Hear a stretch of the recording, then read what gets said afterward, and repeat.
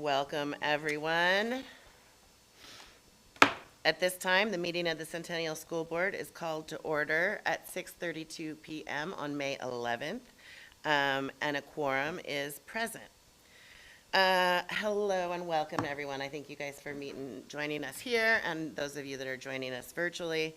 The meeting agenda has been distributed in the board book. Are there any amendments to the agenda needed? Chair Slawski, I have one request about the class size report that's in the confirmation items. I think that there may be a little bit of discussion, and so maybe we should pull that out of the confirmation items. Excellent. Do I need to hear a motion for that? Or, nope. We can just decide. Okay, we'll move that out. And then can I get a motion to approve the agenda as amended? So moved. Second. All those in favor say aye. Aye. Aye. All right. Recording in progress. We've got a unanimous vote that the agenda is approved. I'd like to now turn it over to Superintendent Owens to introduce any guests. Terrific. It's my pleasure to introduce Kim Burns. I'll give you a little bit of her bio and also allow Director Paul Southerton to share any comments that he has, and then allow Kim to say any brief comments that she might have as well. And she's on the screen right now too, so welcome. So it is my pleasure to share the selection of our new Dining Services Director, Kim Burns. Kim is replacing the vacancy as a result of John Waker's retirement after 23 years with Centennial, so thank you for your service, John. We're fortunate to select Kimberly from a strong pool of applicants. A special thank you to the interview committees who provided valuable input, including dining services staff members.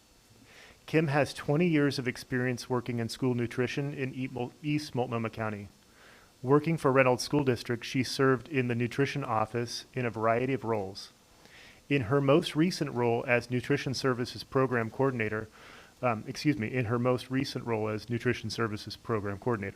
Kimberly is well versed in USDA requirements, the National School Breakfast and Lunch Program, the Fresh Fruit and Veggie Grant, which is a great grant, by the way, Farm to School, summer programming, and more. Additionally, she is proficient in the Oregon Department of Education Child Nutrition Program guidelines and has budgetary and audit experience in both the public and private sectors.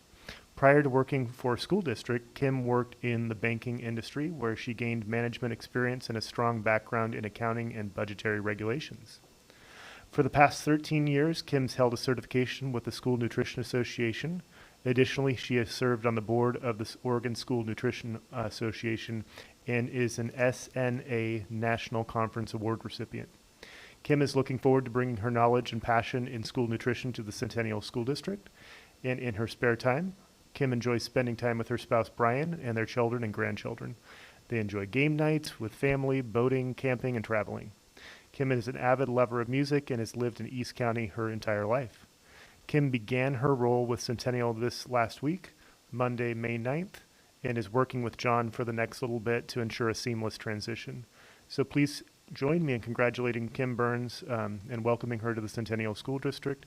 We're fortunate to have her 2 decades of school nutrition expertise in the role of Dining Services Director, and I will allow Director Southerton to make any brief comments that he has as he will be Kim's supervisor.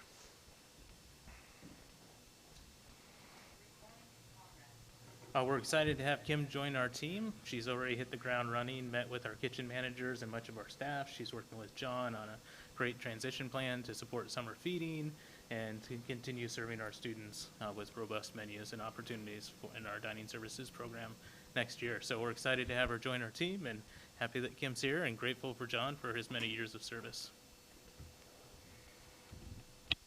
Thank you, Director Southerton and Superintendent Owens, and welcome, Kim. We're so excited to have you and can't wait to meet you and see you around.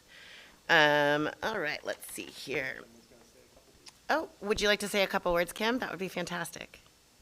Hi, everybody. I'm Kim, and I have already been out in the district. I've made it to every school except one. So we're really excited to be hitting the ground running. I spent the morning at Centennial High watching the satellite programming. It was amazing. And just getting to know everyone. And I hope to be able to see all of you soon and meet everybody. And I'm just very excited for the opportunity and very grateful that John will be with me for approximately 2 months before we get going. So I'm excited to see what we can do what I can bring to Centennial and just continue John's legacy there. So, looking forward to working with everyone. Welcome, Kim. Thank you so much. Let's see here. The meeting, let's see. Approval of minutes. The meeting minutes were distributed in the board book. Are there any corrections or amendments? Hearing none, can I have a motion to approve the minutes? Move to Motion to approve. approve the minutes. Excellent. Second. Excellent. All in favor? Aye. Aye. Aye. Opposed? No. Since there is a unanimous decision, the minutes will be approved. Next up on our list is public forum. We did have one comment come in that I'd like to address today. There was a concern about a bus stop at the corner of Division and 157th and the impact of a homeless camp in that area on the youth and their families. This issue has been turned over to superintendents, and we will definitely get some follow-up on that as time allows. Okay. Reports. Please join me in welcoming our student representative, Jessie Fonseca. Jessie, please proceed with your report. Hi, good evening, everyone. My name is Jesse Fonseca, and I will be reporting about what's going on at the high school. I do need the ability to share screen, please.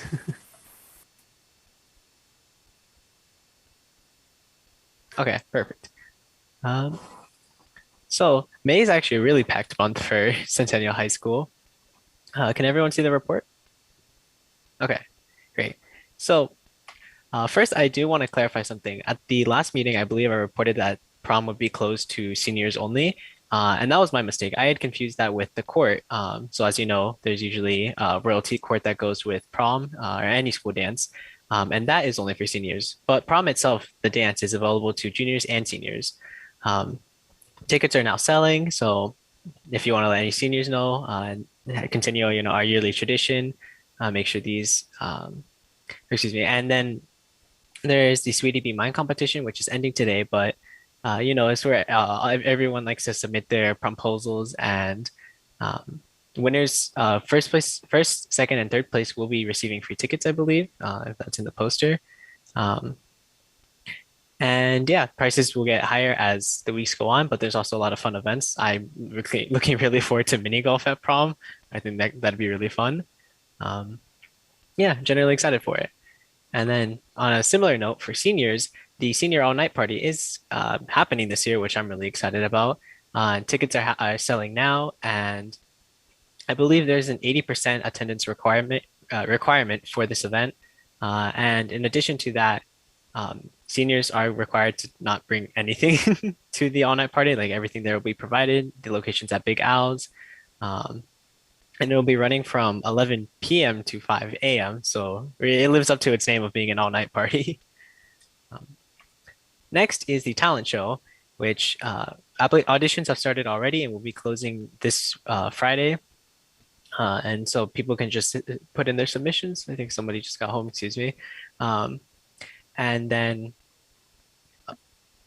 excuse me for a moment.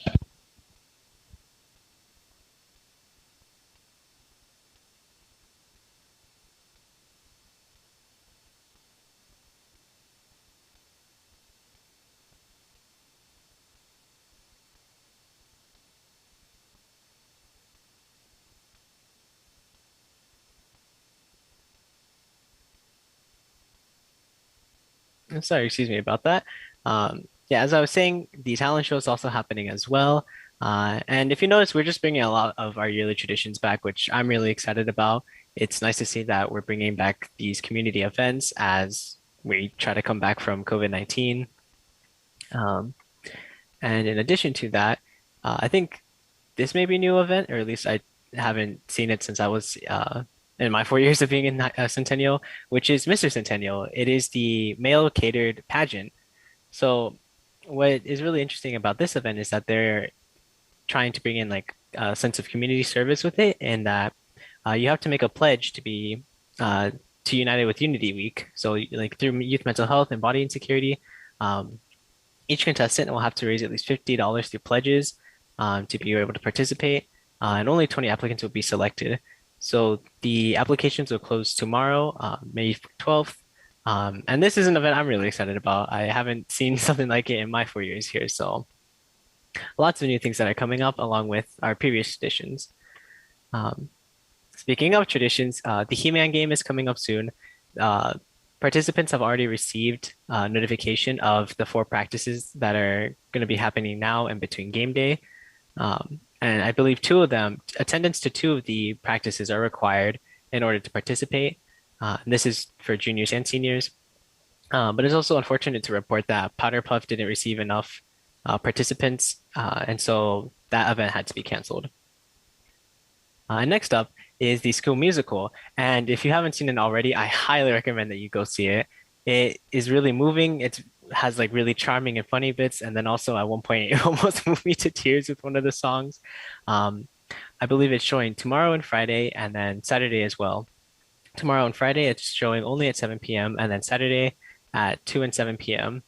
Uh, Tickets can be bought from either the QR code or using the website URL below at the bottom of the poster.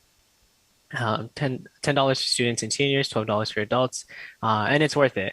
It was a really amazing event and reminds me of the Newsies production back from my freshman year. And finally, this is promoting an event that I've been involved in.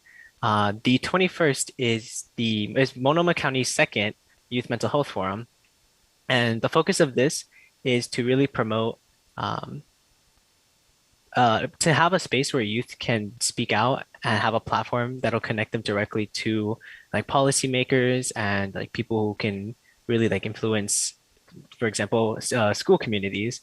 Um, we've been building this event. We've been planning it out. It's completely open. Any Centennial student or any, hopefully some board members as well will attend.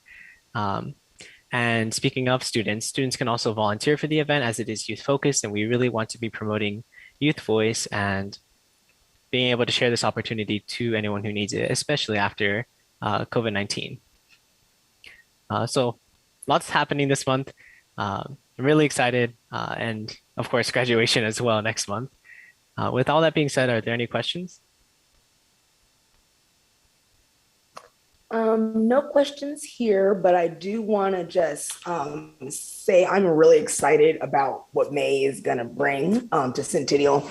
And I wanted to let you know that the Mr. Centennial pageant is actually older than me. And it's a really cool pageant. And I'm happy they're bringing that back as well, too. It was back, I think the last time they had it was like in the 80s. Or 90s. Oh, Yeah, so yeah. I'm really excited. And then also, I would love to go to the musical. I had planned on it, and sadly, because well, not sadly, but a lot of the reasons that happen, I'm also in the reproductive justice movement, and so we have been having to ramp up, and so I will not be able to see that musical, but I'm looking forward to seeing more musicals in the future next year. I'm a musical fan. And then also, thank you for bringing up the mental health forum and the date. I will also make sure to, and I'm sure that James can put this in his, like a reminder for us as a date to come, because I would like to be part of that. So thank you. Yes, please. That would be great. Feel free to share within any of your circles. And for people, any board members who are especially interested in attending, feel free to message me or email me, and I can connect you with the planning committee as it is a little bit different for adults because, of course, we want people who can really be channeling and taking up what the youth are saying at that event. So I would be happy to do that for anyone interested. All right. Thank you, everyone. And I'm not usually one to see myself out, but it's been AP season and I have a lot of work to catch up on. So with that being said, thank you for having me, and I wish everyone a good night. Thank you Thank you so much, Jesse. Take care, everyone. Excellent. At this point, um, I'm going to turn it over to Superintendent Owens. The floor is yours. Great. I've got some exciting information to share, so let me get queued up and hopefully this works correctly.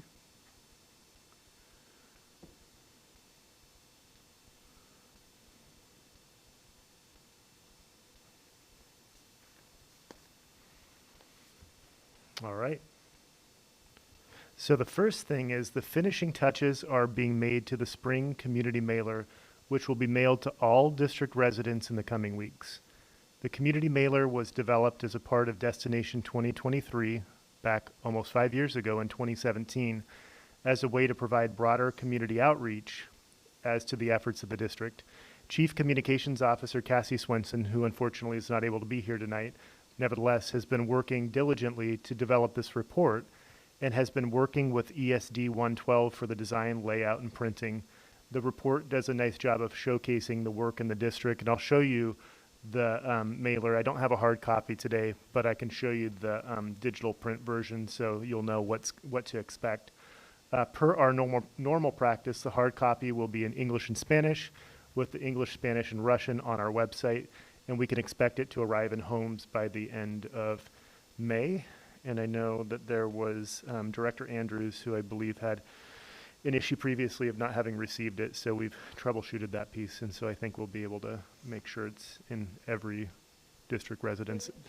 There's an issue with Clackamas County. Yep. The district residences in Clackamas County, so we're actually going to work with Flow Analytics and see if they can't give us the full complement of addresses. It's just narrowing down Centennial addresses in Clackamas County, and I know also Executive Assistant Jordan has been working on that as well with the elections office. So between the two of them, we'll get it. Here is just a little sneak preview of the report to the community. And you can see specifically we've targeted, you can see little tabs up in the corner, student-focused teaching and learning, for example. So we're really trying to make sure that that's aligned with our strategic plan. And so we know that what we're showcasing is in alignment with what we're prioritizing as a district. So I'm not going to give you too much of a sneak preview, but you can see that there are a lot of bond elements here and a lot of other things that we're working on as a district as well.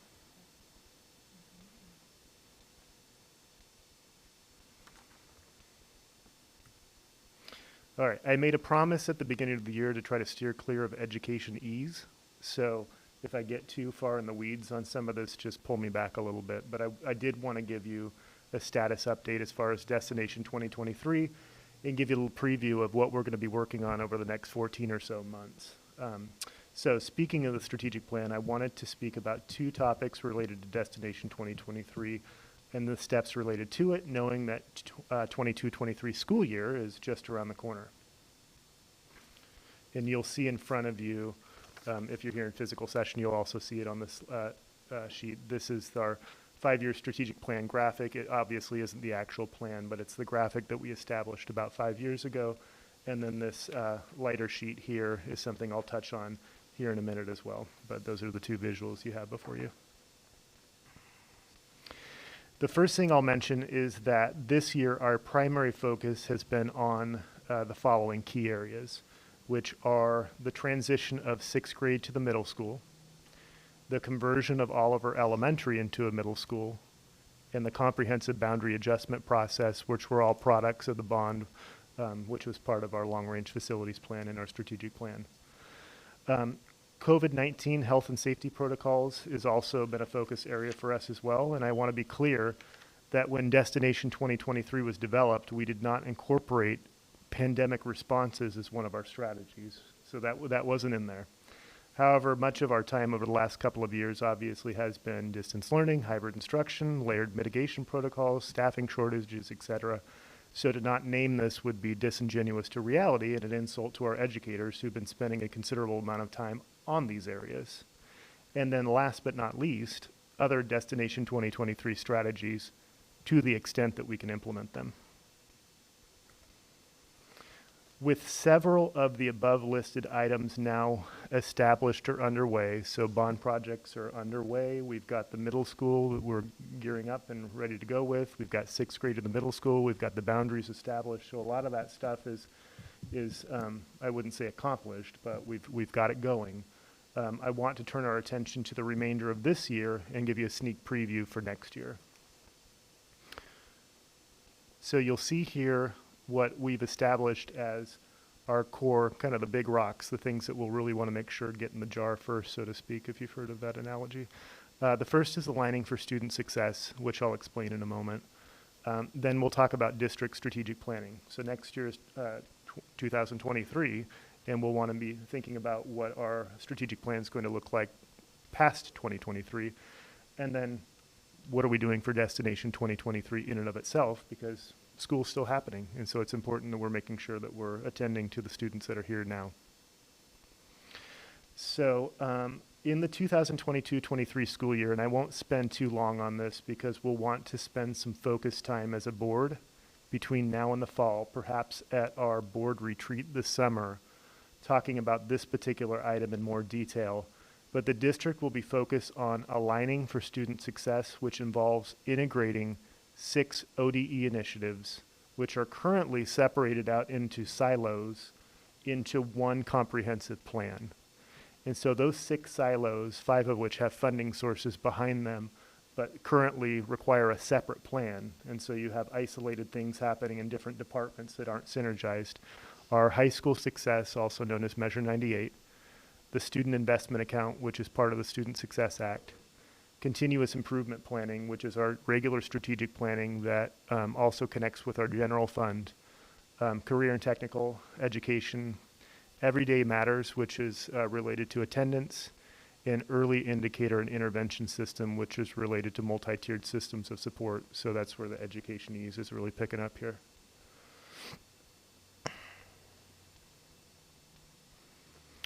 So like I said, I just wanted to touch on this so you had a sneak preview of that. And like I said, this summer we can talk about this in more detail. So back to these focus areas, we have district strategic planning, which I'll touch on next. The idea for aligning for student success, and then as it relates to district strategic planning, the idea is to submit a plan to the state in the spring of 2023 that aligns with those key areas that I just went over into one plan that braids the funding sources together instead of has siloed applications. Because we're already planning to revisit Destination 2023 in the interest of establishing a new 5-year strategic plan, this will provide the perfect time to synergize those 2 efforts together. We already have that state requirement to incorporate the aligning for student success, and then we have the opportunity to look at Destination 2023 and cast that out further. So that's a brief snapshot of our longer term planning during and post 2023, which leads me to what we'll be doing over the next 14 months with respect to our current strategic plan. And so for that reason, and I shared this recently in one of my weekly updates to the board, I'm pleased to share with you the Destination 2023 one-pager, which outlines key priorities and strategies over the next 14 months through the end of the 22-23 school year. This document reflects the collaborative work that staff and our administrators have engaged in over the last few months to try to streamline our efforts from dozens of strategies to this narrowed set of key priorities and strategies for each of our 4 key focus areas. So in Destination 2023, if you look at it in total, there's about 50 actions or strategies in it, which we've realized with the pandemic, that's not realistic for us to accomplish. So we said, what do we really need to focus on here? And that's where you'll see, under each of these key focus areas, there's 2, 3, or 4 strategies. Even in and of itself, there's 13 pieces, and, I would want to see that streamlined down. But I'd say 7 of those are really school-based, and the remaining are more district level, so it's kind of split up that way. We envision this one-pager to be an anchor document that helps focus Centennial staff's efforts in an aligned fashion, and we see it being used regularly at the beginning of professional learning sessions to help staff understand how that day's activities relate to the broader set of priorities.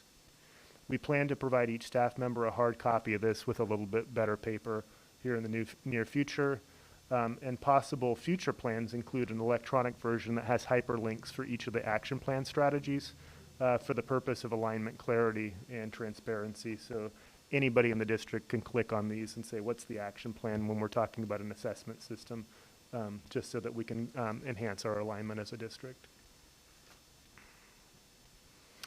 Finally, as I imagine you're aware, COVID-19 cases are again on the rise. 2 weeks ago, the CDC level for Multnomah County was raised from green to yellow, and we're seeing a resulting rise of cases in Centennial as well. As of spring break, we've loosened our restrictions and have began allowing community and family events, and with those come an inherent risk of increased disease transmission. Our cabinet continues to discuss COVID-19 practices and protocols to see if there's areas where we need to consider increased restrictions, and plan to continue this discussion at our cabinet meeting tomorrow. All of that's to say is that this continues to be a fluid virus and fluid response, and so it's incumbent upon us to be tracking trends and seeing if there are areas that we need to tighten up. So with that, I will conclude, and that concludes my superintendent's report. I welcome any questions or comments the board might have. Director Andrews. Totally off topic.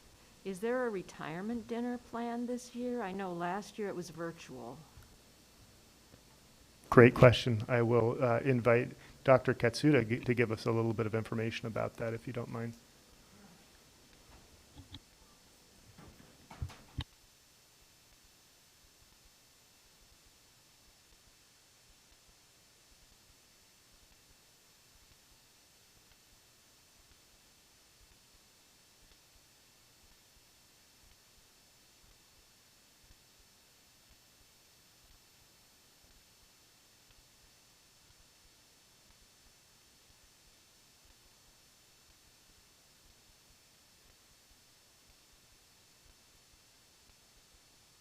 We'll make sure that the board gets an invite. The board has been invited.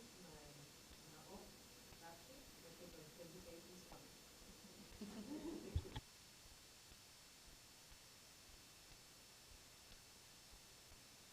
Thank you. Are there any other questions for Superintendent Owens? I'm looking at our online folks. Director Lynn? Yeah, I would just say thanks for all the hard work. I know it's been really tough going through the COVID time.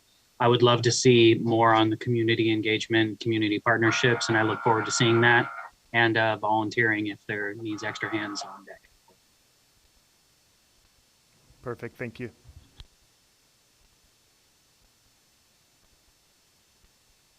All right, I believe we're good to move forward.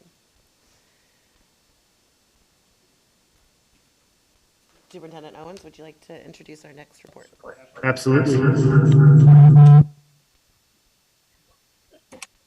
try that again. Who is it?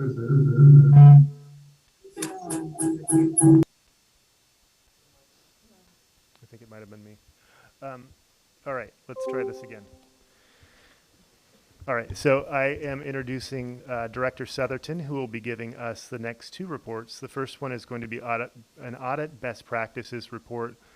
Without trying to steal Paul's thunder too much, I will just say that there was an audit that was conducted recently. Those findings were provided, and we were overall given a very good audit result, but there were 5 findings that the board had requested more information about what we would do in terms of remediating those findings. Followed by a surplus property and equipment report that Director Southerton will provide as well. So I'll go ahead and turn it over to Director Southerton for the next 2 reports. Great. Thank you, Superintendent Owens. As Superintendent Owens said, we received a clean audit report earlier this year for our 2020-2021 financials. But the auditors did have some comments that we had some opportunity to maybe look at some best practices and some things for the board to consider. And so I'll review those now with some potential options and things that the administration recommends and opportunities for the board to provide feedback. So just a reminder, the purpose of the audit, we'll be covering that, the audit results, a review of best practice, and then an opportunity for board guidance and direction. So the purpose of the audit is to have an outside independent auditor conduct review of our financials.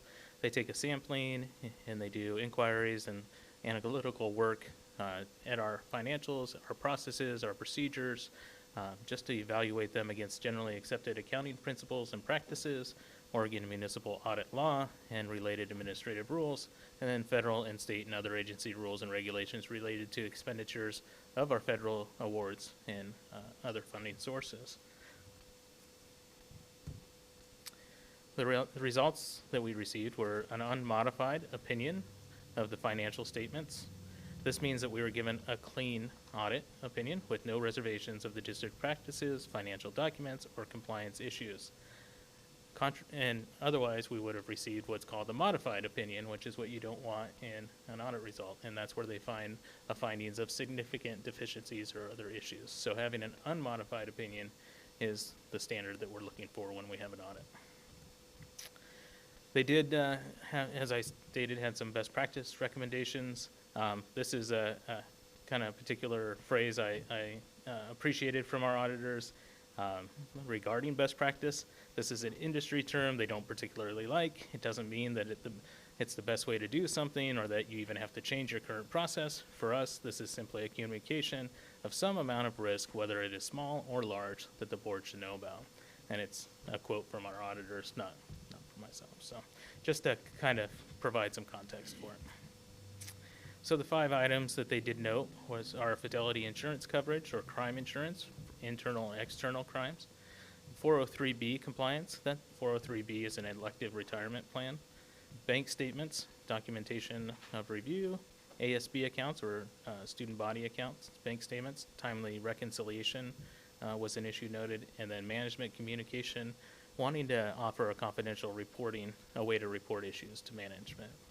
I'll go in some deeper detail on each of these and then provide opportunity for the board to provide feedback and direction. In regards to fidelity insurance, the auditors noted that our coverage through PACE is $1 million, which may or may not be appropriate, but they recommend the board consider and provide direction.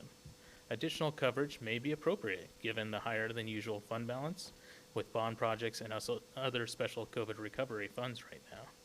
It's something the board should weigh on a cost versus coverage kind of measurement. In regards to the 403B compliance issue, the district uses a third party to assist with 403B compliance results. That third party provider does not provide the district with what's called an SSAE 18 service provider report or internal control reports covering their operations. So the auditors recommend that we continue to monitor this vendor and their processes, and then work with them on providing such an accountability report. And also consider if this is sufficient documentation or if we should consider using another vendor or bringing this process inside to the district. They note that the district should also be named as an additional insured on the vendor's insurance policy. At this point, the district has contacted the vendor and requested their internal report covering their operations. It is noted that they do not handle any of our funds, so the risk for exposure is minimal based on the services that they provide the district, but still we want to be in good practice, so we are requesting that report, and we have requested that we be named as an additional insured. The vendor has responded favorably to both of those requests. District bank reconciliations. It was noted that during the review of the bank statements and reconciliations, auditors found that bank reconciliations had no indication when they were prepared by the budget analyst or reviewed by the accounting supervisor.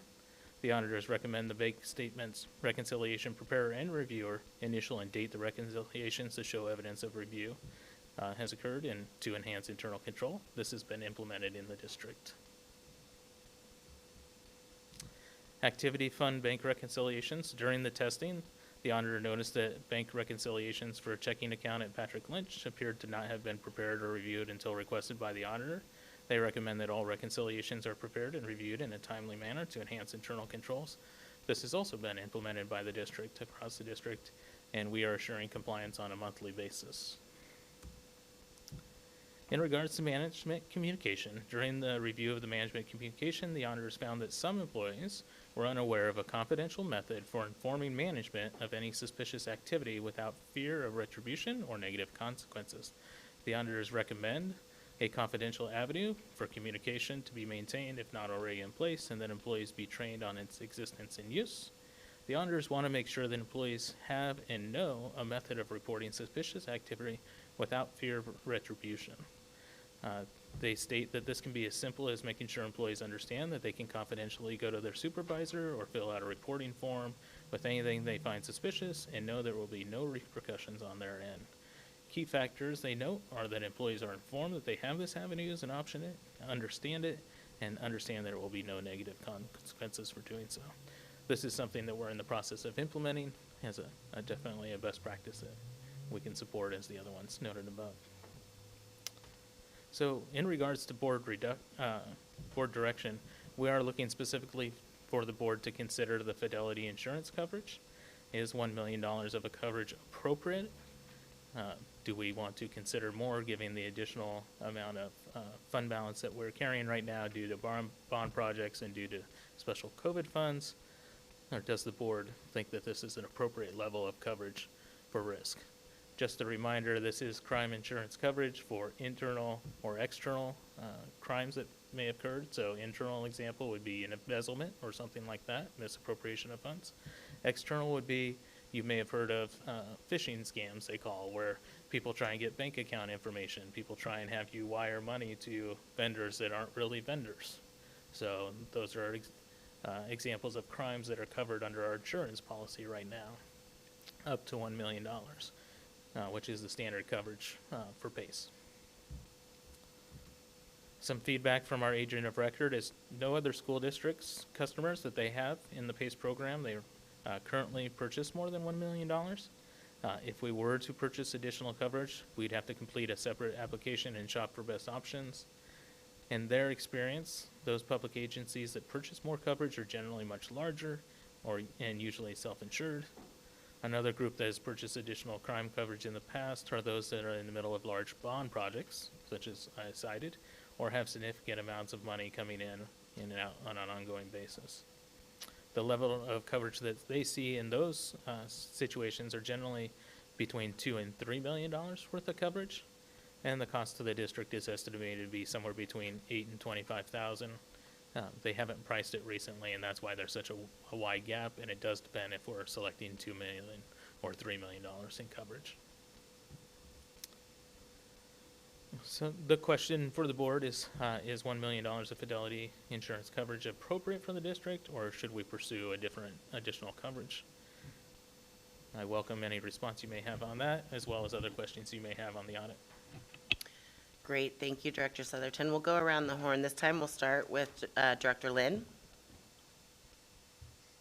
I'm in favor of maintaining the insurance as is, and I have no other questions on the audit. Thank you. Thank you, Director Andrews.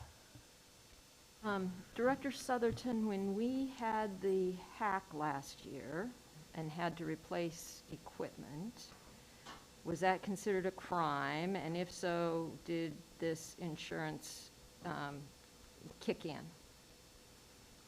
Excellent question, Director Andrews. So you're citing the cyber intrusion event that we took place in March of 2021.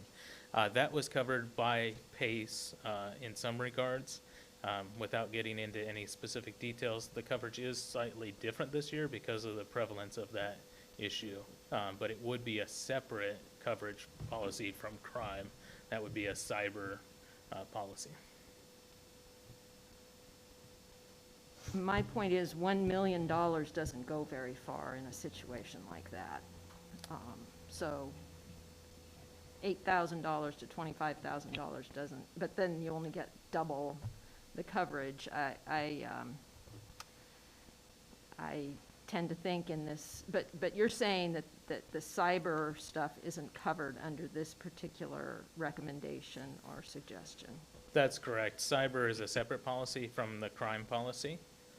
We do currently have an option to pursue a cyber policy, again, without getting into too much detail.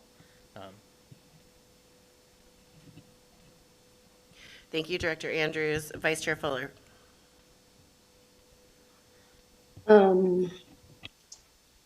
have no questions at this moment in time, and I think, yeah, I'm gonna agree with Director Lynn Great. that we just. Yeah. So thank you. Thank you. Director Shields. No questions at this time? Great, thank you very much. I agree that we should stay at the 1 million coverage level.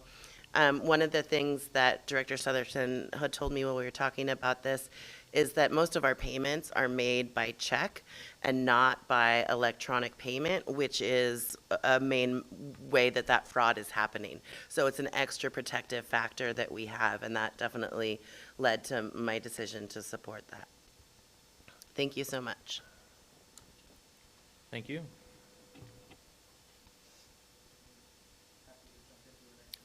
Please, go right ahead. Are you going to talk about the 403B audit? Did you have more follow-up on that recommendation? I'm sorry, or the go right 403B ahead. topic? I'm sorry, I was waiting for more follow-up on that. Thank you, Chair, or Director Andrews, for the question on the 403B follow-up. So the follow-up on that was we reached out to the vendor, and they're going to provide that compliance report and list us as an additional insured. Similar to the other best practice recommendations, it's already on the way to being implemented. But didn't they say something about having a 403B audit? Or was that, I was trying to read and follow along, and what, because one of the, I'm not sure how much participation we have here in the 403B program.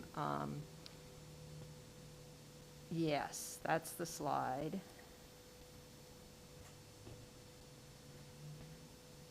Okay, okay, so we are following up on the recommendation specifically. Correct. Okay, thank you. You're welcome. Thank you. Thank you both. Please proceed. Director Southerton. Great, thank you, Chair Solowski. So I'd like to follow up with my second report tonight is on surplus property. And this is just an opportunity again to present the board with information, but also the administration would like to receive some feedback and possible direction on the process for surplus property and equipment in the district, as we will have some upcoming opportunities with surplus property and equipment in the district with some of our bond projects. So I'll start by just providing an update of the process, identifying some of the surplus opportunities that are coming up in the district, review the current policies that the board has in place, and then request input from the board and field questions. You're killing me. It's not Sharon again, sorry. Yeah, no, I appreciate it. That happened, you know. All right. So again, this is the overview that I'll be providing, or the agenda I'll be following today and sharing, so everybody can see the screen. So just a reminder on surplus, or reviewing kind of where we've been. The board declared surplus our Centennial Park School, the auxiliary bus lot, Butler Creek, and 5 of the Marie Street properties. Those have all been sold and funded. There's one remaining Marie Street property that's been recently vacated, and it's in what I would describe as fixer condition. If you're familiar with real estate terms, it needs some work. The decision point on this is the option to invest in repairs and list it as a fixer property. We've received feedback from our real estate experts that in its current condition, they would list it on the open market, so we don't know what it would bring, but they estimate that in current condition, it would be $300,000 versus approximately $340,000 if we invest $30,000 to $40,000 in repairs and spend 3 to 5 months to do that. So we will be looking for some feedback from the board on that. The additional surplus opportunities are in regards to equipment. We have some furniture from Oliver that will be displaced. We've reached out to other elementary schools to make sure that we are taking the best and the most usable furniture and placing it at all our other elementary schools. But there will be some furniture that is heavily used and well loved over the years, and but might still have some some usable life into it that our community might be interested or others may have a use for. So we would go through the surplus property process for that. We additionally have some old food service equipment that has been in storage for many years that was in Conex containers on the bus lot and not needed. We have some other obsolete property that's no longer useful to the district or not suitable for school use or too costly to repair. These are all items that would go through our normal surplus property process that's in board policy. So just a refresher or to share with folks, the surplus property policy is policy DN. It's currently approved by the board and enforced. The superintendent may at any time declare district personal property as surplus and authorized to disposal when such property is no longer useful to the district, unsuitable for school use, too costly to repair, or obsolete. If reasonable attempts to dispose of surplus properties fail to produce a monetary return for the district, the superintendent may dispose of them in another manner.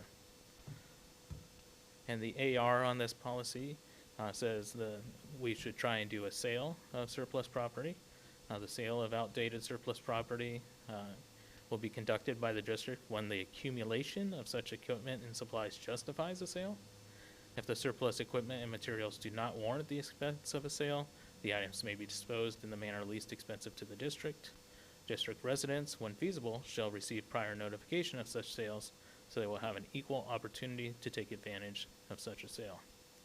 If such a sale fails to produce any interested buyers or bidders, such material may then, at the discretion of the superintendent, be disposed of as scrap, junk, or donated to the appropriate charitable or educational industry agencies. So this is just an opportunity for us to look at the process and look at the procedure and kind of see if we're in the right ballpark. The board policy does direct the district to pursue a sale first, so kind of monetizing the asset. And the question to the board is this the right process? I have heard feedback or received ideas and suggestions on should we look to donate first? Should we look for another community use first?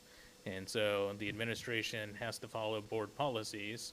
The board gets to set the policies. So this is an opportunity for us to just consider that, as we know we may have some things coming up in the future in a larger volume than normal. And so that's the reason for providing this report and seeking feedback.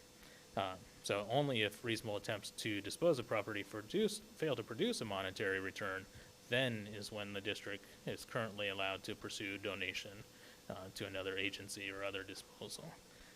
This policy does comply with gift of public funds, which is a consideration we have to take into account when we're donating items. So with that, I welcome any direction the board have or may have feedback. Specifically, the administration would like to know, is this the correct policy, or is a board policy update or changes to the process desired by the board? Thank you very much. We'll go around the room again. This time, we will start with Director Shields. It appears that we use public funds to purchase these items, and so to have those items sold and then brought back, those proceeds being brought back into the district coffers, if you will, to be expended on our students, our buildings, our staff, seems appropriate to me. So I see it as a correct process, and I don't see any need to update or change the process that's you presented this evening. Thank you. We'll go with Director Andrews. I don't see any need to change the process. I assume that not everything will sell, and then we can look at donations. Thank you. Thank you. Director Lynn? Yeah, I've definitely been pushing to update this policy because I think it's very backward looking. And when you're only looking to monetize something, you're not always getting the best value for it. And we are not just an isolated school district living on an island. We are part of a community, and should be working together with all other levels of government to address the issues that our students and families are facing. And so in looking for value, we should be thinking of possibly local emergencies. We've had a 10-year housing emergency declared. We have constant complaints and issues with housing issues in our community, and surplus property is sometime could be used in other valuable ways to address those types of emergencies. We have local service agencies that could be considered. We have local tribes. We also have student benefit groups that could be directly, donated to, or some surplus property repurposed that really go to helping those students, whether it's homeless students, students with facing nutritional needs, whatever. So there's a lot of other considerations that we should be thinking of, not just money and what's the maximum dollars we can get for the district, and then just give away the surplus property otherwise. So that's why I think we need an update on this. Great. Thank you, Director Lynn. I'd like to hear from Vice Chair Fuller. Yes, I agree with Director Lynn. Right now, we are in I would have to say, a catastrophic emergency right now when it comes to our housing crisis and our food insecurity. And I think for far too long, I mean, I know we can only do so much, but if we have property that we can start to think out of the box on and really see how we can like benefit our community that's at large, that is in need of help, I think that we can really start to change the thought process of just seeing a dollar. It like support for many communities is more than just money. It's like emotional support, having those services, having those different types of things. And I would suggest that we would look at possibly working and reviewing and seeing what worked and what doesn't work. Because when was the last time, I guess the next question I have is, when was the last time this was edited or amended?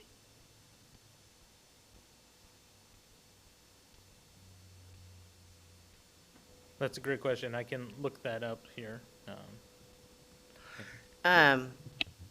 Thank you, Vice Chair Fuller. Before I see your hand, Director Lynn, but I just want to make sure everybody has a chance to talk before anybody goes twice. I think the one thing that I would really like to draw attention to is one of the 4 strategies here for Destination 2023. It talks about community partnerships. And increasing partnerships and resources to support students' social emotional needs. I'd like us to consider the relational value of our items in addition to the monetary value. I understand that we are a public school district. The bottom line is very, very important, and I see us needing to increase our relationships with community partnerships, and I think that this could be one way that we could leverage that. All right, any additional? I see Director Lynn, go ahead for a second time. Yeah, I'm sorry, really quick. Can I get an address on the Marie Street property? I was leaning towards the improvements, but I wanted to look it up for myself too. Yes, Director Lynn, let me grab that for you, and if I can respond to Vice Chair Fuller, the surplus property was board policy was last updated in 2015, so it was about 7 years ago. Yeah, I think it's time for an update because that was about 7 years ago. We've hit a pandemic now, so that we need to start thinking more about services and how we can work with our community partners. So yeah, thank you. And Director Lynn, the address is 17917 Marie Street. Can I get some clarification on that, Director Southerton? The property, they estimate it as is at 300,000, and if we put roughly about 40,000 in it, we'd only be getting 340,000.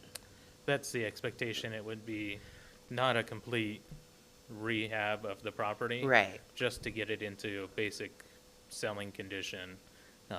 So not the top of the market. We could potentially maybe invest more and maybe get a higher selling price. And Okay. again, these are estimates, so we will put it on the open market, regardless of what's decided by the board, whether Yeah. as is or fixed up. And of course, you know, we that's a competitive open market process, so we could get more money or less money. Thank you.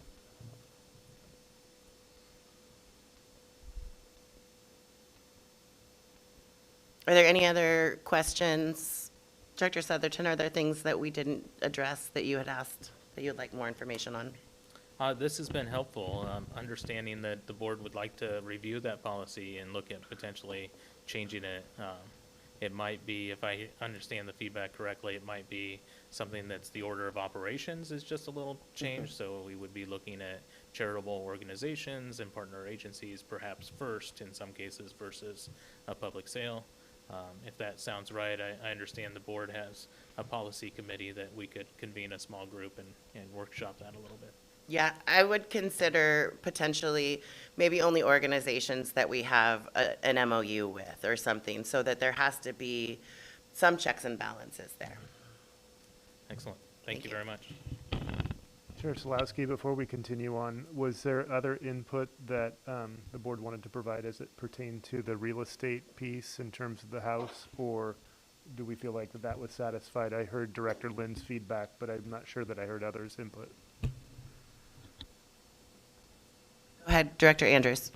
I think we should go ahead and list it. Part of the reason, I know that we decided that this property was surplus. It had been originally decided or determined that we thought we might expand into that area, and we decided not. But part of the reason to not hold on to it anymore is that we don't have the resources to really manage the properties. That's not the direct responsibility of the system. I understand Director Lynn wanting to have broader scope, but somebody's going to have to manage contracts to do the work, and we're already stretched incredibly thin. So my hope and guidance is to just market the property as is, fixer-upper, and that would be the way to go. Director Jordan, or sorry, Director Shields. I don't know, I get the Pams confused somehow. I apologize.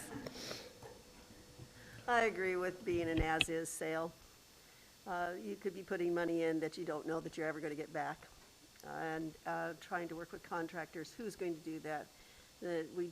What we oftentimes don't consider is the amount of time it takes our staff to take on something extra like this, when it was already decided to sell surplus property as is. Appreciate you bringing it to our attention, but I would support the as-is process for putting it on the market as soon as possible. Thank you, Director Shields. Vice Chair Fuller? I stand with my former point. All right, thank you. And then I just wanted to, I'll give you my 2 cents, and that's that the return on investment is sketchy at best, and I think that we should just sell as is. I don't know if we have any current MOUs with community partners that we would want to say, hey, you know, give an advance, still put it out on the open market, but just give them a heads up that there's a property coming available that they might be interested in. And I think that that could potentially, for now, address some of my concerns as we build our community partnerships. Great. Thank you, Chair Solowski and other board members. We will proceed as recommended. And the board also always has the discretion to review offers and will review offers and consider factors as price and other possibility, as occurred with the auxiliary bus lot. We considered community benefit as well with a potential buyer. So thank you. We will proceed and hopefully have good news to bring back. And Thank you so much.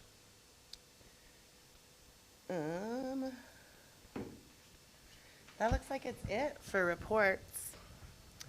Now we do have one confirmation item that was moved, but we'll go ahead and look at confirming the rest of the items. Is there any, can I have a motion on that, please? to approve the confirmation items as listed, with the exception of the May student class size that has been pulled for further discussion. I think it's actually the student count. Sorry. Student count. Thank you. Second. All in favor? Aye. Aye. Aye. Excellent. The ayes have it. All confirmation items except for May 2022 student count have been confirmed. At this point, Who made the second? Ms. Andrews, or Director Andrews, apologies. At this point, I suggest we take a 10-minute recess, and we will re-adjourn here in just momentarily.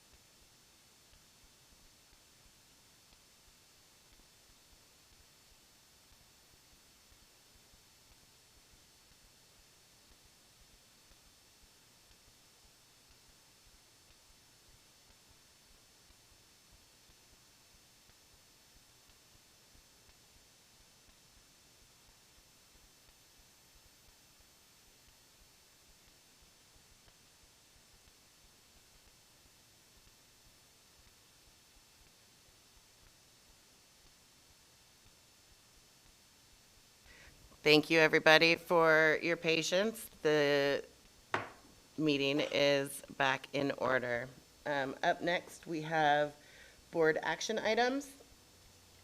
Under old business, 7.1.1, a siding replacement addition to Centennial Middle School. Director Southerton is here to talk about that. Go ahead. Thank you, Chair Solowski. So the administration and RNC Management Group are recommending the addition of necessary siding repairs and replacement at Centennial Middle School be added to the list of approved middle school bond projects.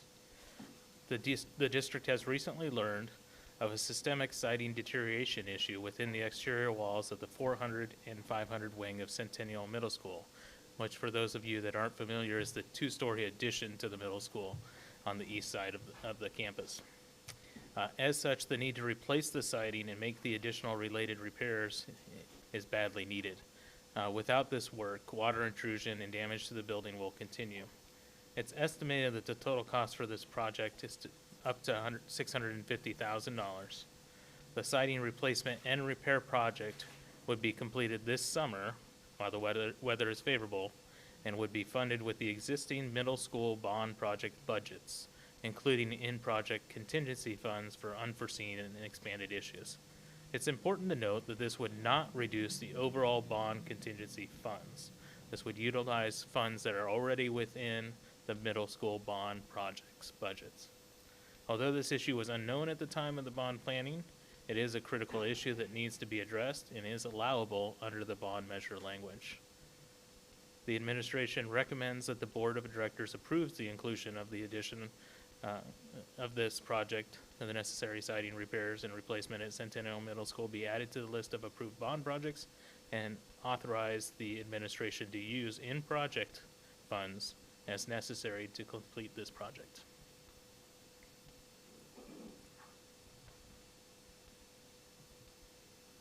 Thank you. Let's have some discussion. Director Shields.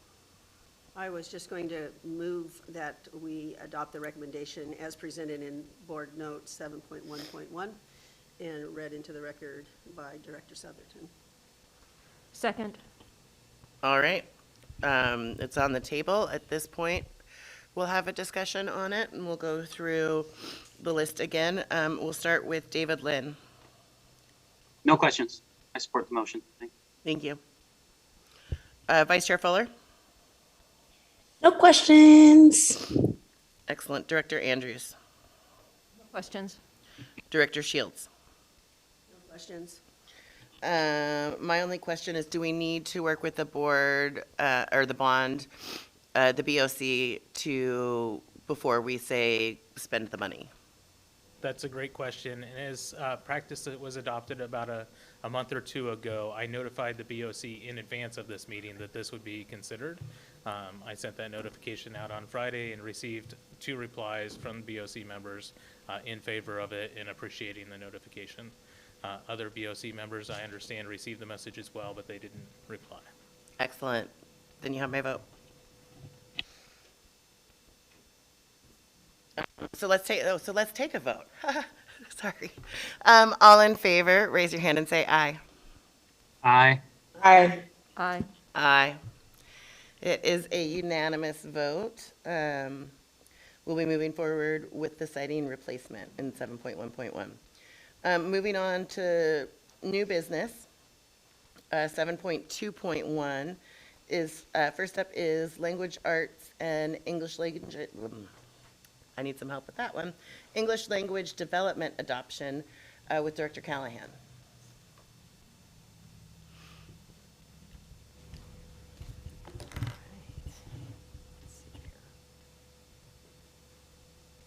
Good evening.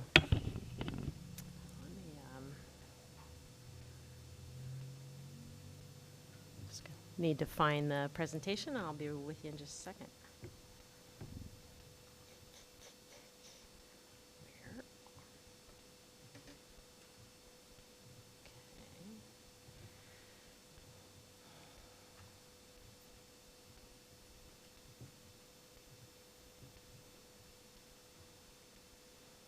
Where? Okay. Good evening, Board of Directors. I'm pleased to share with you our K-12 curriculum recommendations for language arts and English language development. Based on the ODE instructional materials timeline, the next time we'll adopt curriculum in these areas will be 2027-28. With your approval of these recommendations, we will secure 6 years of contracted services, which, depending on the materials, includes online access and designated consumable materials. This evening, I'll share a brief summary of our work these past 6 months that led us to this recommendation, which you'll see at the end of the presentation. Before we get started, I'd like to recognize our cadre members who contributed to the collective wisdom and expertise in the room. Cadre members were responsible for learning and leading in the group and back in their buildings. They provided ongoing insights, ideas, and needs through their intentional connections with their colleagues, students, and parents. They used the research, best practices, equity lens, and information collected to make a recommendation. Sonia Nelson Carenza and Jenny Lucas have been incredibly valuable in this process. We work together to provide a seamless experience across the system with outstanding leadership, really paralleling our work between language arts and English language development. This is the revised visual model of Destination 2023 Superintendent Owens shared. Excuse me. The language arts and English language development primarily falls under the student-focused teaching and learning and effective systems and programs. Anytime we engage in a curriculum adoption process, it is an opportunity for us to develop our practices based on the current research and the changes that are happening, as well as community needs. This process is essential for our educators to stay current in their practices as we strive to meet each student's academic needs. We included our district's equity lens because it was an ongoing focus of the cadre work. We spent significant time focused on students, developing shared understanding of the importance of students seeing themselves in the content. I'll share a bit more about that later on. We committed to shorter times for the meetings after school, knowing that folks were fatigued. We had great attendance for the most part. Each K-12 building was represented with various positions connected to language arts and/or English language development. The group also included learning specialists, title teachers, instructional coaches, and administrators, and beyond, including a counselor. This slide really summarizes a very complex process. So as you read through this summary, I'll just say a few things about it, but I will probably spend the most time on this because this was the process. The curriculum adoption, especially in literacy, is complex, which is why we start by building shared understanding of what is current, what the research is saying.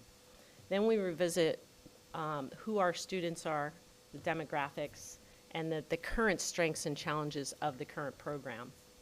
As we develop this shared understanding, we craft a vision or beliefs document. That document serves as our North Star to revisit throughout the process and beyond.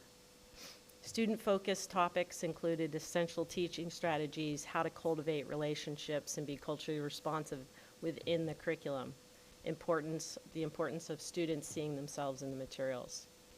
We emphasized the importance of highly effective teaching practices, things like feedback, learning targets, multiple access points, explicitly teaching executive functioning skills.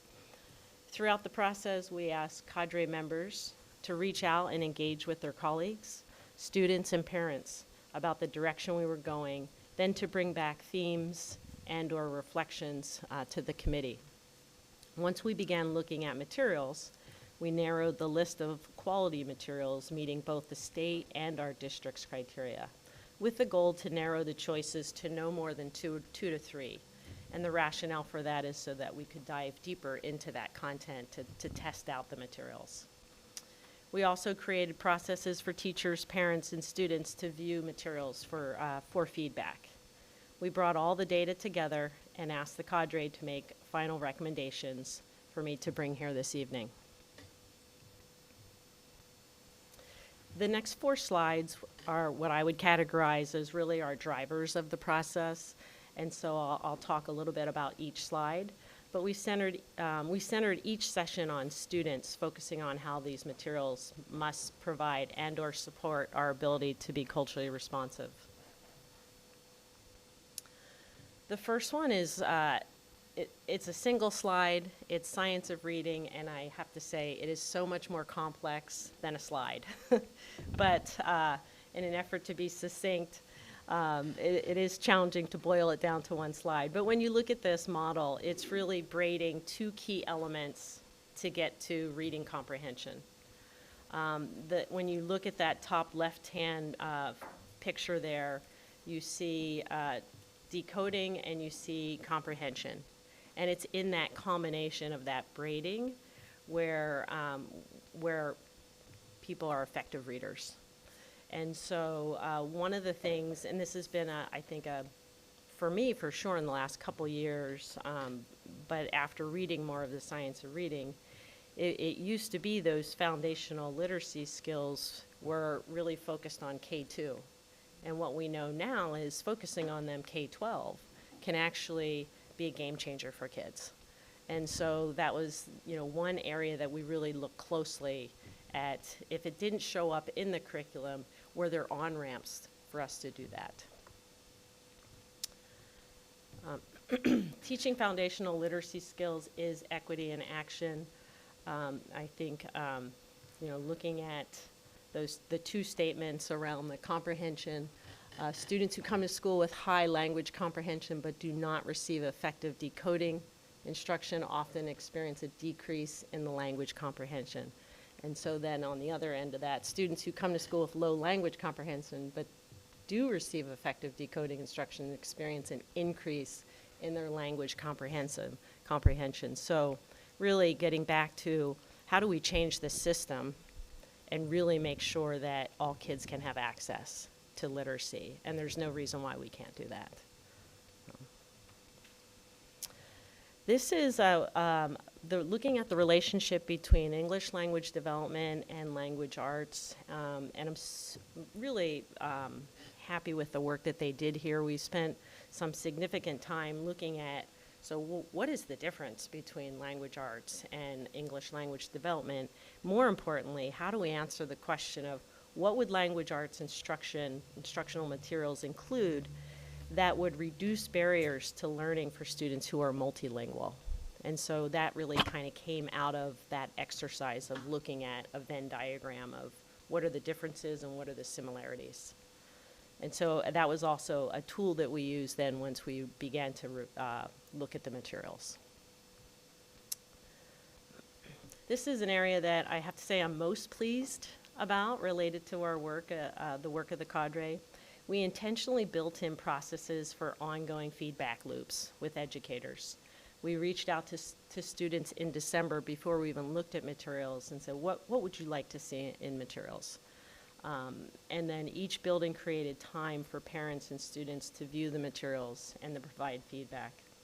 And I just have to say, in my reflection, just professionally, this is the most inclusive process that I have been part of, and so which is super exciting for me. So. This just shows some of the data in terms of what we were able to gather from students, from parents, from teachers. We tried to really minimize the educational jargon. So for parents, very similar to parents and students, we asked questions for the parents. Do you see your children represented in the materials? Do you see multiple cultures, races, religions, genders, sexual orientations, physical abilities, family makeup represented in the materials? Do these materials seem engaging to you? Would your children enjoy interacting with the materials? And do you have any concerns about the materials? And so very similar questions we asked kids as well. And then these are some quotes that came out of the feedback that we gathered. This is specific to our English language development, some highlighted quotes from students, teachers, and parents.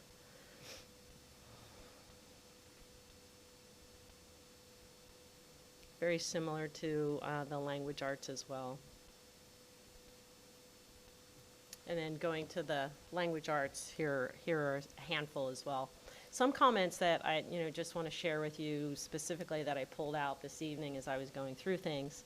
What 9th and 10th graders said they were looking for.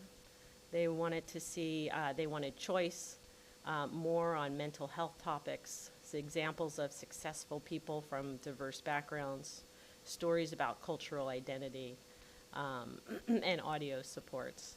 2nd and 3rd grade, high interest texts with high quality illustrations related to the topics of interest, like elephants and piggy, Star Wars, Minecraft. But, to go on, student choice and what books they can read and what they write about, using laptops to read and write. So 8th grade, kids like exciting stories, science fiction stories. Some would like to see more comics used in class. And then we have the selection, or the curriculum we're recommending. And so it is rather cumbersome, so I'm going to get my notes out because I've got to look at a chart to get through it. I'll try to be as succinct as possible here again. But if you just look at the language arts going across, so K-5, 6, 8, and 9, 12, I would look in general. Students do see themselves in all of those. And actually, I would say that for all of the curriculums for ELD as well. These were the most favorable selections collectively by teachers, by students, and by parents. And so we had the trifecta, and again, going across all of these. Technology, they all have an online component. I'll talk a little bit specifically about which ones are primarily online in just a second. Both have a lot, or all of them have a lot of choice. If you look at the K-5, Houghton Mifflin Harcourt, the technology piece, online is part of the adoption materials, and we could readily move to a virtual setting and not miss a beat with this. So we were excited about that. There's a dedicated writing emphasis, which in my experience, I've done now 2 language arts adoptions in the last 4 years, and that's a tough one for elementary, is to find quality writing embedded in those curriculums. Let's see. Also, the other highlight of this is the intervention that's embedded in this curriculum lines up nicely with ODE and the ESD support of a dyslexia program that we're really building capacity around. So that's exciting too. In terms of moving across the board to 6-8, Amplify, technologically, this is primarily an online program with hard copies available. Lots of nonfiction. The kids really enjoyed the National Geographic elements. It's accessible. There's lots of a choice, and it also comes in Spanish. And they actually have access to like 11 languages using that, which is very unusual for a curriculum. So Open Up, also primarily a technology online program with hard copies available as well.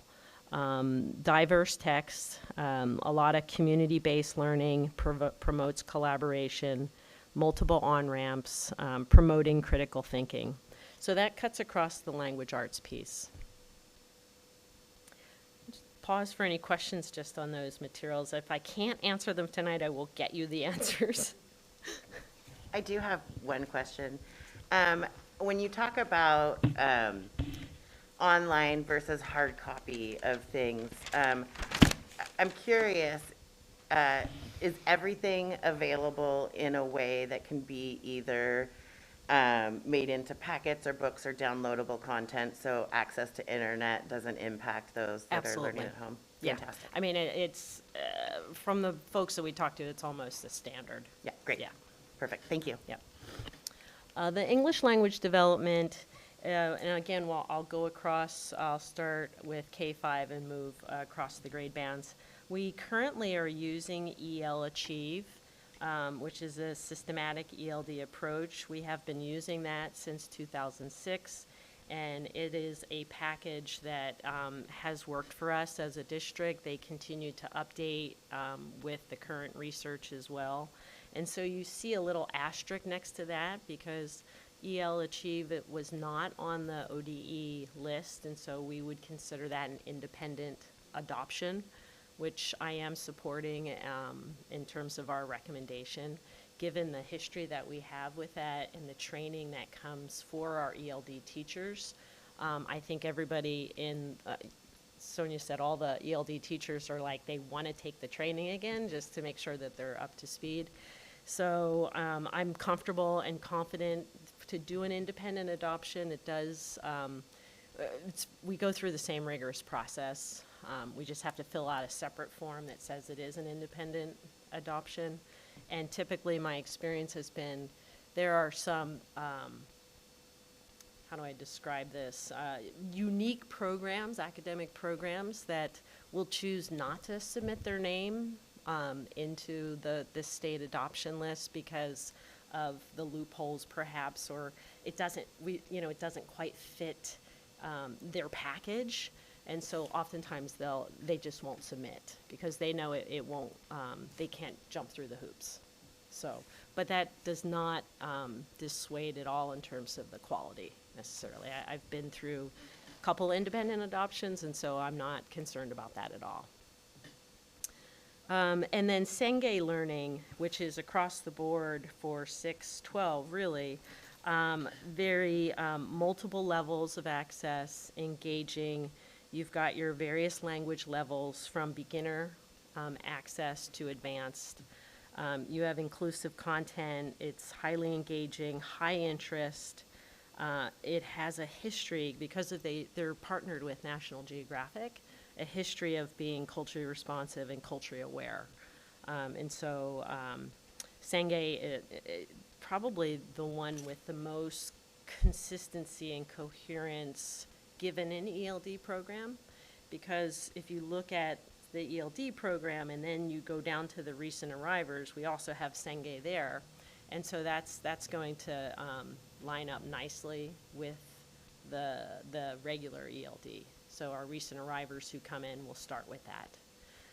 And then the last row is Senge Learning Perspectives, and those are, that curriculum is targeting our long-term ELD students, and so again, that's going to line up nicely with everything else that we have. The one recent arriver curriculum that we have that isn't Senge is Vista, which is Get Ready and Get Reading. And when I talked to Sonia, she talked about that really, the leveled readers and including core content within was really a selling point. So that kind of gives you a snapshot. I could go on, but we'll leave it there, and unless you have any other questions. Thank you so much. Any questions from the board? No questions. This looks great. So let's get a motion on the table and then we can go through and ask for discussion. I motion to approve this recommendation. Second. All those in favor, say aye. Aye. Aye. Aye. Another unanimous decision that, oh wait, no. Now we get to talk about it. We voted. Yeah, I think I got confused. I apologize. Director Shields. I just appreciate the cadre approach, because when you ask the end users who are going to be in front of the children working with these materials, will this do the job for them? And then, of course, asking the ones that we called kids, but the other ones that are young adults, right, in our high school environments.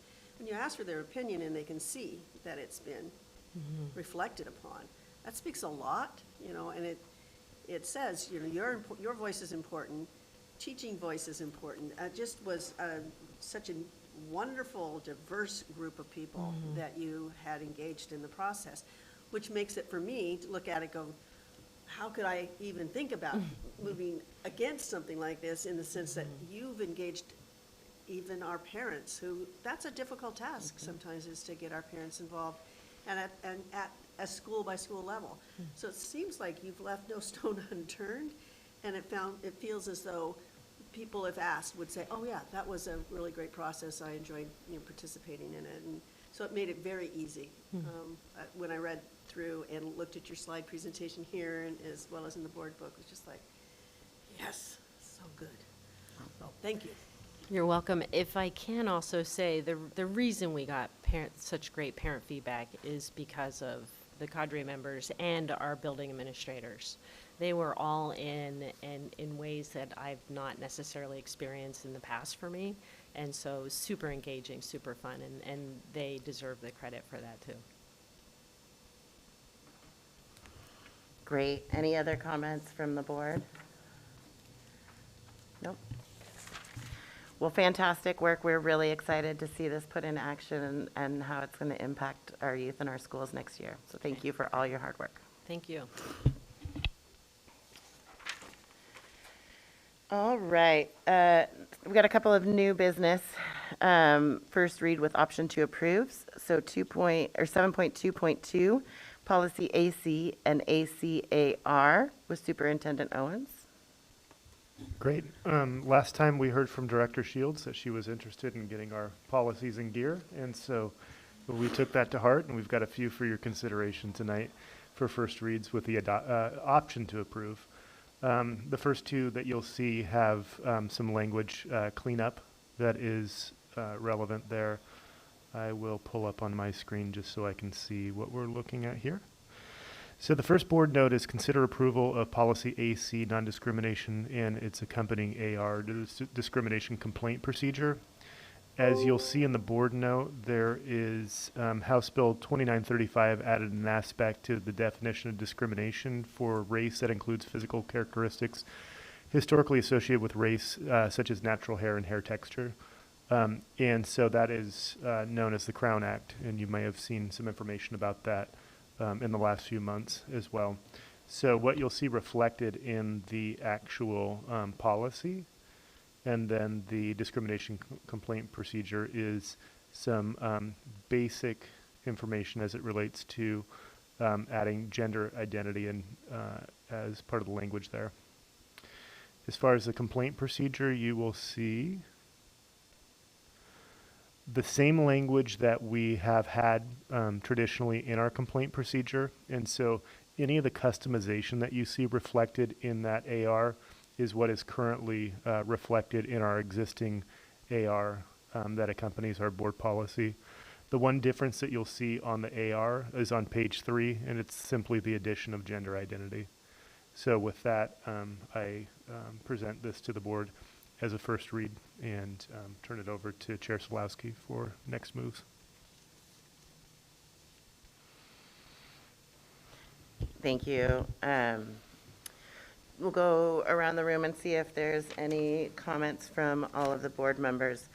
This time we will start with Vice Chair Fuller. No comments. This looks good. Director Lynn? No comments. Thank you. Director Andrews? No comments. I'm ready to approve tonight. Excellent. Director Shields?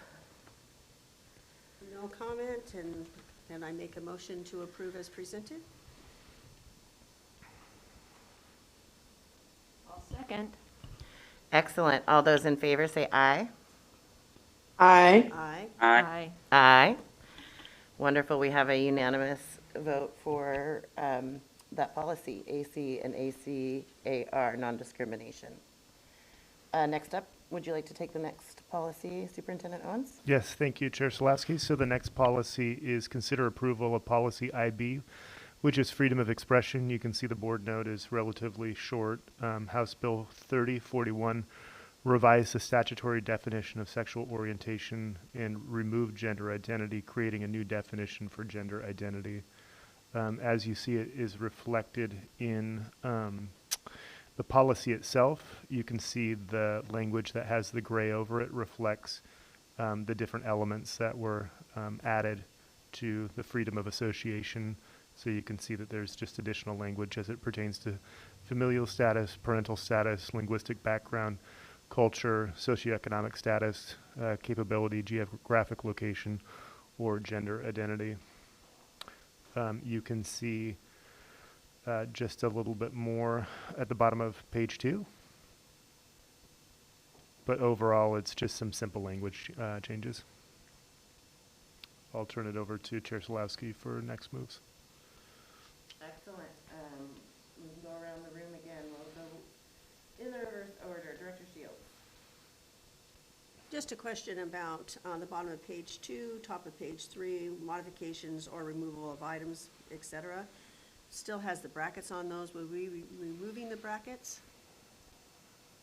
And that would be in the content of the, Yeah, exactly. So the brackets are there to indicate to the board that that is a customization that can be considered, and that the administration is recommending that customization. When you see that reflected in the published policy, provided that the board approved that, it would be, the brackets would be taken away and it would just simply reflect that language.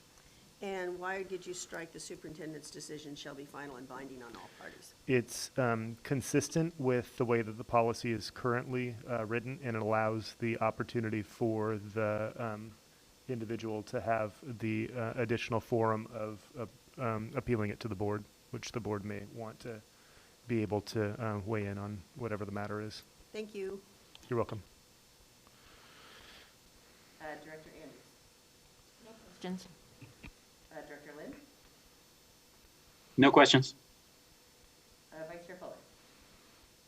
No questions. Excellent. Can I get a motion on the table? I move that we approve the policy as presented. Second? Seeing as we all had the opportunity for discussion and not hearing anything additional, let's take a vote. All those in favor? Aye. Aye. Aye. Excellent. Another unanimous decision on that policy. Next up, let's see, we've got another policy here. Superintendent Owens, would you like to move forward with that one? Yep. I told you I took Director Shields' comments to heart. You did.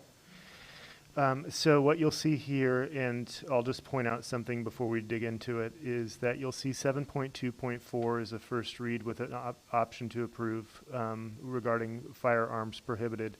And then you will see on 7.2.5 policy JFCJ, weapons in schools.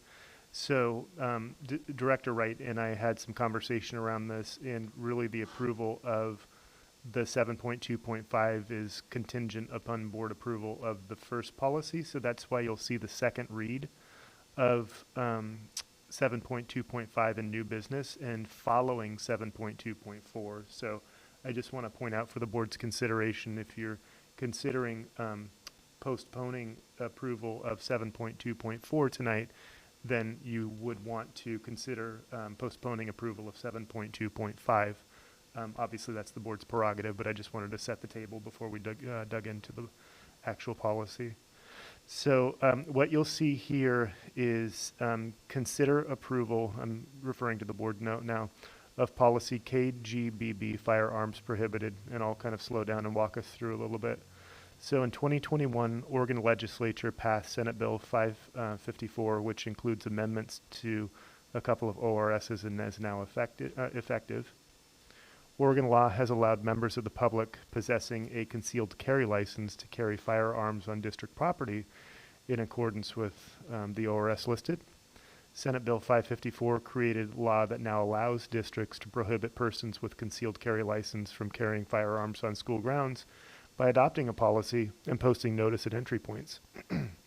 A person who is properly licensed to carry may still possess the firearm if the person is not otherwise prohibited from possessing, and if it is unloaded and locked in a motor vehicle and in accordance with law. OSBA considers this policy to be conditionally required because if the district wants to prohibit concealed carry licensees from carrying firearms on district property, the district must adopt a policy. If the district does not want to limit concealed carry licensees, it does not need to adopt this policy. To institute this prohibition, this requires a policy adopted by the board to identify all school grounds subject to policy and a notice posted on the board's website, and post appropriate signage at all normal points of entry to the school grounds subject to the policy and in accordance with law. Law enforcement are still permitted to carry, and superintendents may still approve for district-sponsored activities. So with that, the actual policy itself indicates the prohibition of firearms, similar to what was described in the board note. So I will not restate what was already stated in the board note, but with that, I'll go ahead and turn it over to Chair Solowski for next steps. Thank you very much. Shall we go around the room one more time to see how everybody feels about this policy? Oh, yes, questions, please. So question, the italicized piece in the top of that is not part of the policy? It's an educative piece for the board. Yep. Okay, so we're just, that's all. Thank you for that clarification. Go ahead, Director Shields. That's okay? Thank you.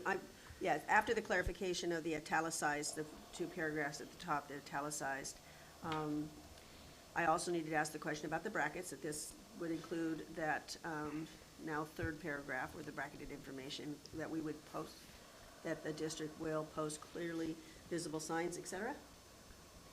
Yes. Okay.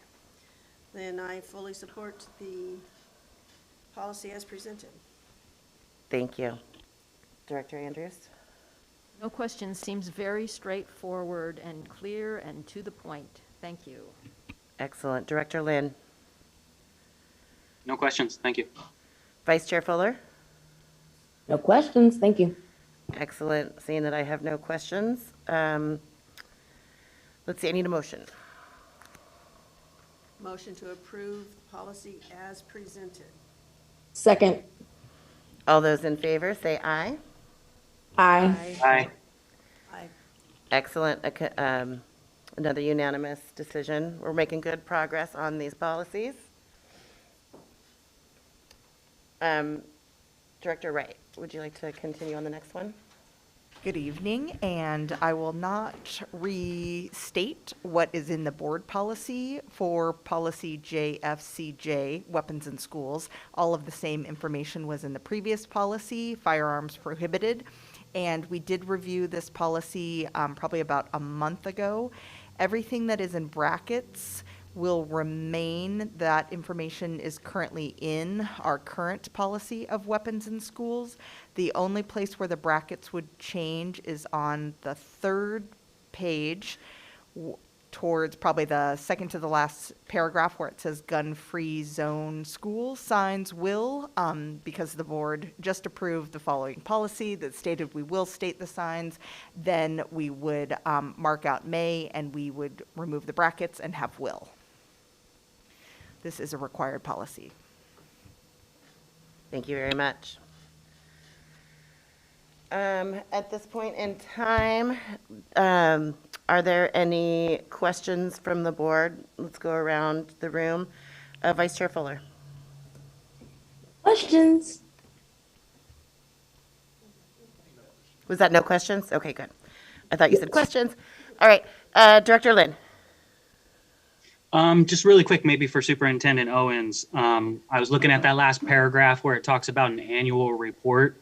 And I just wonder, I would love to see an annual summary if and when this policy is used, not just with students, but with any volunteers, staff, members of the public at any events, if we could always, be kept up to speed if this is ever being needed to be enforced. We can create a tracking mechanism so that we'll be able to provide that information on the regular basis as outlined in the policy. Thank you, Director Lynn. Director Andrews. Questions? Director Shields.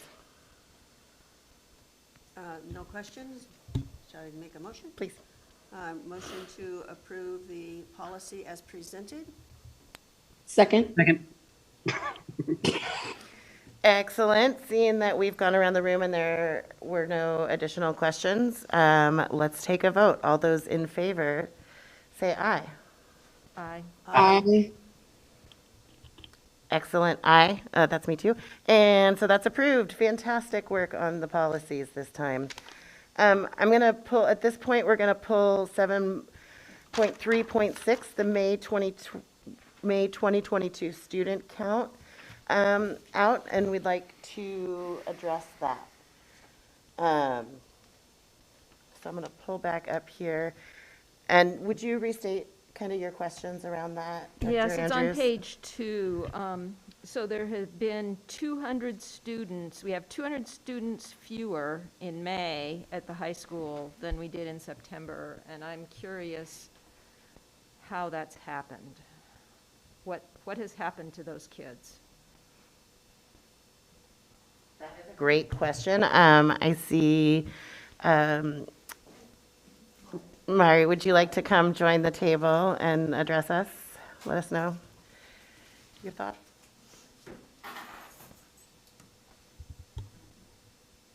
Let's turn that up. There we go. I'm going to take this off. I'm not going to be able to totally answer it now without doing some research. I did scan back through my years of reports on this, and I mean every year in May, and it is a trend that we lose somewhere between 150 and 200 students a year. Part of it is students start the year with us and they might go to alternative schools. Some students graduate mid-year. This year it has been noticeable that less students have been enrolling than leaving. And I can't tell you why people aren't coming in. I mean, that's a different lack than we've had. But I don't have, without preparing ahead of time, I could bring this back next time and have a more accurate read as to what's happening. But it is a somewhat normal trend that people move out to go to alternatives. And we do lose some students, but we do track that carefully and have ways of recovering them. We lost in a bigger group because we didn't have a dean of students in the building who does tracking for part of the year. But that, I think that's back on track now. Now we're not losing in such big chunks because we know the attendance tracking is better. But I don't think they're totally lost. They're being followed up on whether they lost in the chunk or not. Thank you. I really appreciate that. How does this affect graduation rates as measured by the state? Because not all of these students are lost. I mean, many of these students will have gone to other schools, and if they go to another school, it doesn't affect graduation rates. And as I said, some of these students have graduated already. There's usually 5, 8, 12. It depends on the year. Students that graduate early, mid-year, so you've got numbers in there, so that doesn't negatively affect the graduation rate. If they drop out and re-enroll, they might graduate late and be part of the graduation rates. If they totally drop out, that will affect graduation rates. So that there's a variety of ways that can affect graduation rates.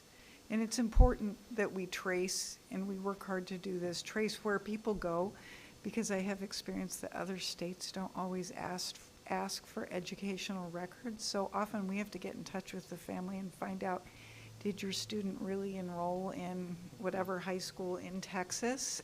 Because they'll take the records with them, and so the school won't request records. So they'll look like they might have dropped for a while to us, but once we get in touch with the family, we'll figure out that they're enrolled in school. So there's many possible outcomes with this. In a normal year, the counseling department says we usually have more people enrolling, like new enrollees during the course of the year. We didn't see as many as we usually do after winter break, which is usually a high time of enrollments, like the beginning of the year. So I guess I would have thought that if families were leaving, that we'd see the same trend across the elementary schools, and the middle school actually has had 30 increase enrollment, and the elementary schools have been pretty stable all across the board. So That's why the high school kind of really stands out as having such a significant change. Because it doesn't seem to me anyway that it's because families are moving. Maybe it is just affecting high school kids, I don't know. But it would be useful to have that information. Yeah, and I'd have to pull it because there are so many factors that go in that I don't want to be saying something that's not accurate. Okay, thank you. Thank you. All right, at this time, shall we consider approving that? Yes. Great. So looking for a motion to approve 7.3.6 May 2022 student counts. I motion to approve the student count. Second? Any discussion that needs to happen? Hearing none, let's take a vote. All those in favor say aye. Aye. Aye. Aye. It's a unanimous vote. We will have approved May 2022 student counts. At this point, we've come to future agenda items. I'm curious if anybody has anything they would like to bring forward at this point. I'll start with what's scheduled for the next agenda, and on one of these, I'll wait for a head nod from Director Wright to see if that's actually going to be coming. So the first one is a report from REAP. It's a culturally specific partnership that we have through the high school, and so they have asked to do a report, and so we hope to have them present at the upcoming board meeting. The next one is, I had on the list, the counseling report. And I'm not necessarily seeing a head nod, so it might just be a holdover from previous years, but, okay. No, potentially an expanded mental health report would be good. No, that's great. So an expanded mental health report to go accompany a counseling report. Centennial Virtual Academy program planned for 22-23 and an adoption proposal to go along with that. We'll introduce Mr. Marin Miller as the Centennial High School principal, as was approved by the board tonight. And then, as we have all been waiting for, we will have school calendars, and then also to accompany that, the board calendar for 22-23. So we've got a number of agenda items coming up in 2 weeks. Excellent. And a note for the board members, we will also be holding another executive session in the coming weeks as we discuss evaluation for Superintendent Owens. So look for more information on that. Any other agenda items? Director Shields, please. Is that okay? Did that work? Okay. Just along with the board meeting calendar, since we're getting to it for, especially for the summer, it might be appropriate to do another type of doodle poll because I've already booked stuff. And I'm sure that others, we're so close to June, July, and August that we would want to make sure we have quorums for our July and August meetings. And if you mentioned, Superintendent Owens, about a board retreat, training sometime in that, I mean, we've done those in the past. We haven't in the recent past because of the pandemic. Those are really valuable times when we can spend, time together. It's on. So I would just like us to explore that and maybe explore dates that we have our board, all of our board members together if at all possible. Thank you. Director Fuller, Vice Chair Fuller, please. I do want to point out, and I just now saw this, that we skipped over a report. It was OSEA report. We did not get to hear from Chris Dow. Thank you, Vice Chair Fuller. They were not able, or they were not going to present this evening. Thank you. Didn't know that. That was a last minute change. Anything else before I get to use the gavel again? Oh, yes, Director Anderson. I do want to have the information about the decrease in the high school enrollment. I don't think I heard you say that, Superintendent Owens. I've added it now. Thank you. All right. Director Lynn. Yeah, just a quick announcement, really quick. There's a Portland Youth Climate Festival and March on Friday, May 20th, starting at 11. I'd invite anybody to join me if they want to go. Excellent. Thank you, Director Lynn. At this point, this meeting is adjourned at 8:33 p.m. And we will be rejoining the executive session after like a 7-minute break.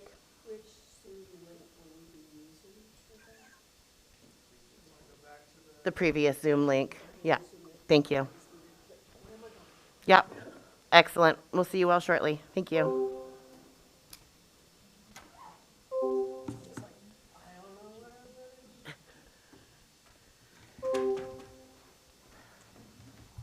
I have to make a phone call really quick.